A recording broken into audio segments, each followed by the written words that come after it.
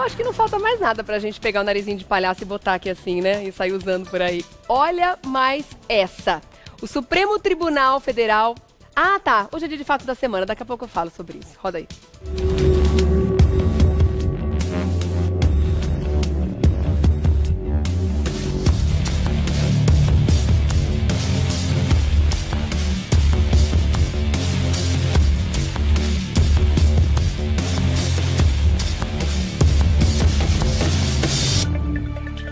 Tem assunto que revolta tanto que a gente até se empolga na hora de falar, né? Esqueci da vinheta do fato da semana. Mas é o seguinte, o Supremo Tribunal Federal decidiu indenizar presos que cumprirem suas penas em cadeias com más condições de higiene, segurança, cadeias superlotadas.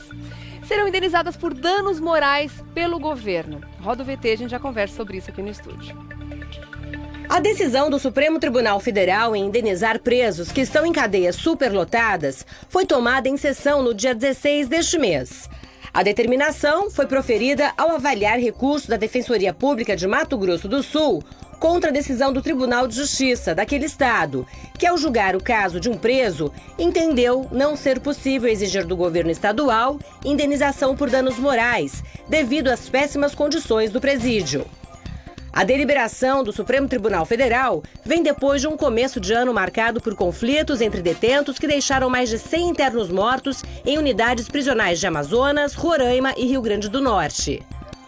Os massacres voltaram a trazer à tona as condições degradantes do sistema carcerário do país, principalmente a superlotação.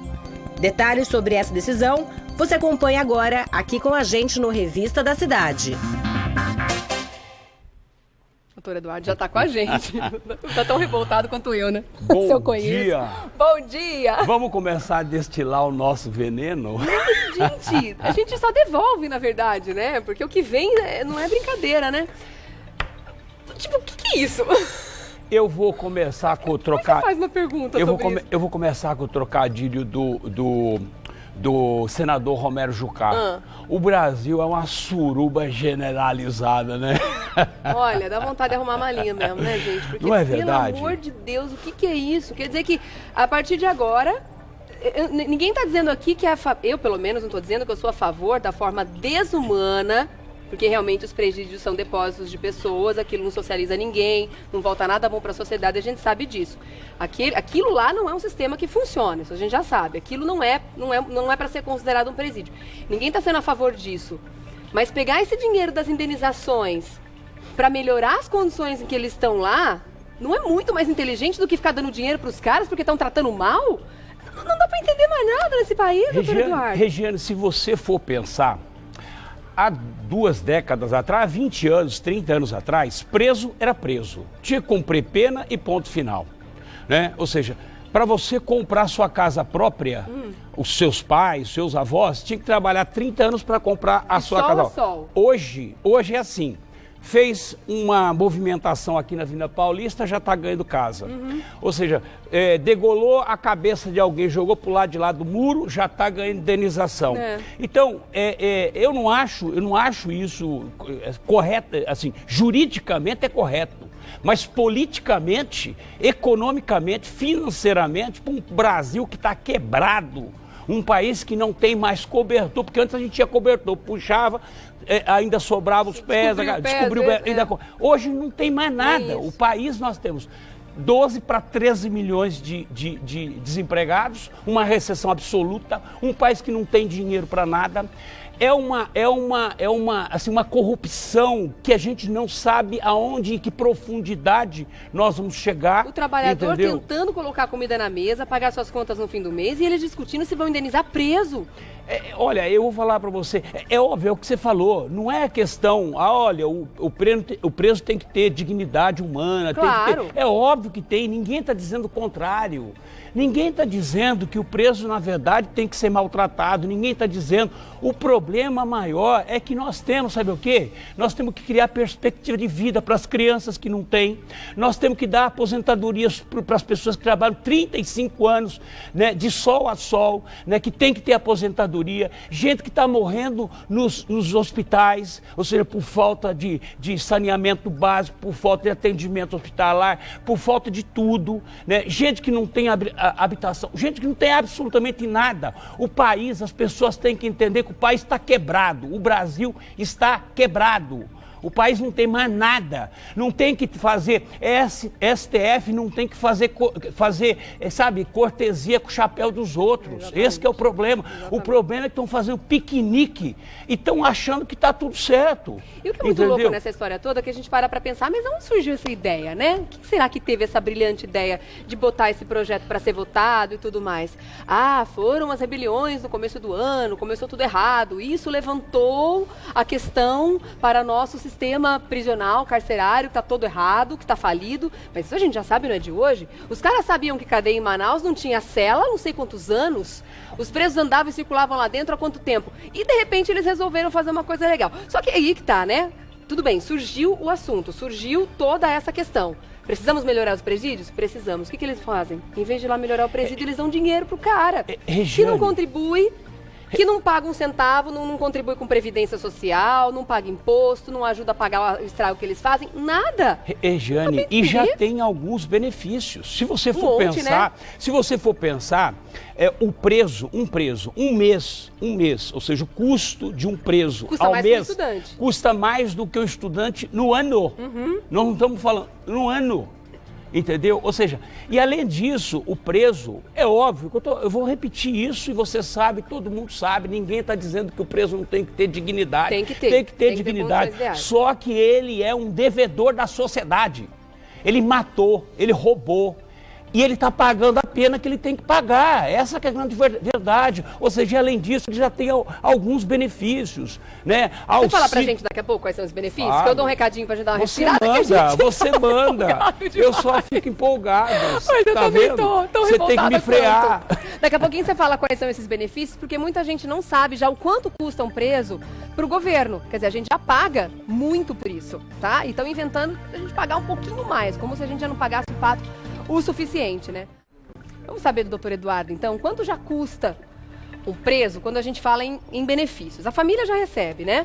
O fato dele estar trabalhando dentro da cadeia ou não. Regiane, você tem alguns benefícios já que são impostos no sistema carcerário aos presos, tá? Você tem o auxílio reclusão, que ele recebe um valor, a família recebe um valor em espécie, ou seja, em dinheiro, para poder manter a sua família, mesmo sendo devedor da sociedade. Mesmo sendo um devedor da sociedade.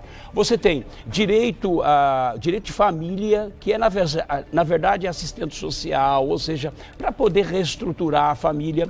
Você tem ainda a questão da remissão da pena, que, aliás, essa indenização que foi agora votada, ela poderia ser feita através de remissão. Diminuição dos dias. Lógico, diminuição da pena, porque isso diminui o custo para o Estado e, ao mesmo tempo, coloca a pessoa, ressocializa a pessoa, ou pelo menos tenta, né, ressocializar. Então, tem a questão da remissão, ele trabalha 3 dias e reme 1, ou seja, desconta um dia da pena, a cada 3 trabalha, desconta 1 da pena, né? E, além disso, você tem ainda assistência jurídica ao egresso, tá? Você tem ainda, dá todo o suporte, porque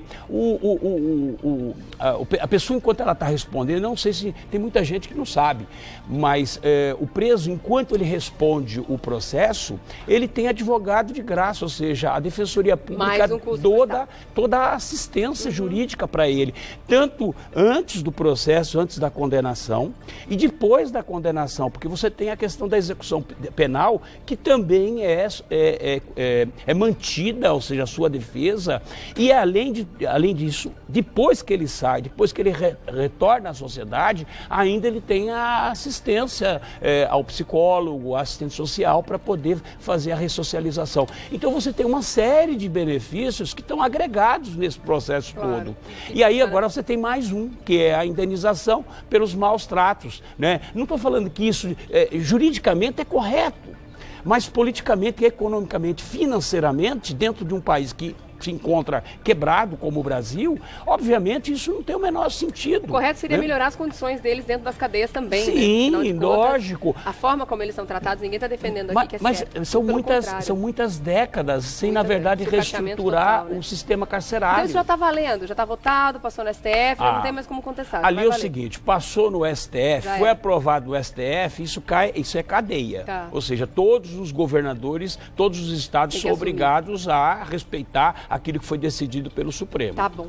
Vamos falar então sobre a sabatina de Alexandre de Moraes, que está acontecendo nesse momento, começou 10 e pouquinho, a gente já noticiou aqui com o nosso departamento de jornalismo, a gente vai inclusive ao mesmo tempo mostrar imagens, a gente tem ali imagens ao vivo, daqui a pouquinho a gente mostra para você, e eu quero saber exatamente como funciona todo esse processo, né, para indicação de um ministro como o Temer está fazendo agora com Alexandre de Moraes. Existe um tempo para ser respeitado, ou isso varia de acordo com a indicação, varia de acordo com a aceitação dessa indicação pelo presidente? Olha, da indicação até a aprovação do Senado, você teve casos de ministros que levaram em torno de 50 dias. Né? O caso... Mas teve gente que fez em menos de 24 horas. Não, mas o caso do... Não, mas o caso O Lula conseguiu colocar ministro, assim, de um dia para o outro. Em torno de sempre de 15, 20 dias. E que vai acontecer com o Alexandre de Moraes. Tá, o Alexandre de Moraes Vai dar uns 20 dias. Da indicação, que foi agora no começo de fevereiro, até a sua aprovação pelo plenário do Senado, obviamente vai dar mais ou menos em torno de 15 dias, aproximadamente. Tá? Hoje, agora às 10 horas começaram as sabatinas, mas isso na verdade é um teatro, nós sabemos disso. Né? Porque da Comissão de Constituição e Justiça, de todos os senadores que estão ali, que vão aprovar no primeiro momento o nome do Alexandre de Moraes, 10 já estão apontados na Lava Jato. Então, obviamente, aí existe toda essa questão. Agora, tem uma coisa que eu acho importante colocar, que eu não vi a imprensa noticiar. O quê? Todo mundo fala do Alexandre de Moraes, sobre o seu currículo, aquela coisa toda, mas ninguém tocou que o Alexandre de Moraes, até alguns meses atrás, ele era, inclusive, candidato a prefeito de São Paulo. Na época que ele era secretário de Segurança, ele estava se preparando para ser candidato do PSDB. Mas não é ele mesmo que defendeu que não pode politicizar o STF? Mas é o que eu estou falando para você. loucura Então nós não podemos falar que o Alexandre de Moraes é um professor, é um doutor pela USP, enfim, é um jurista, aquela coisa. Ele também é político, né? Tanto é verdade que ele era candidato do PSDB à Prefeitura de São Paulo, que mudou todo o jogo político dessa história. Então, eu tenho restrição em relação ao Alexandre de Moraes, não só pela carreira política dele, meteórica dele, sobretudo, pelo aquilo que ele defendeu, pela tese de doutorado, que ele disse que ninguém pode ter gratidão política quem está no governo, e ele obviamente está se beneficiando disso, então ele se contradiz. Então eu acho assim, infelizmente, nós vamos ter que engolir o Alexandre de Moraes, ou seja, a sociedade, os 200 milhões de habitantes vão ter que engolir o Alexandre de Moraes numa cadeira que é uma cadeira vitalícia. Aí questionaram como é que ele troca ministro da Justiça por ministro do STF. Ué, há uma diferença. Ministro da Justiça, ele é temporário, é um cargo temporário. Acabou o mandato, assim acabou. Agora, o ministro, uma cadeira como ministro do STF é vitalício. Ele vai ficar lá até os 75 anos. Que é quando tem a aposentadoria compulsória.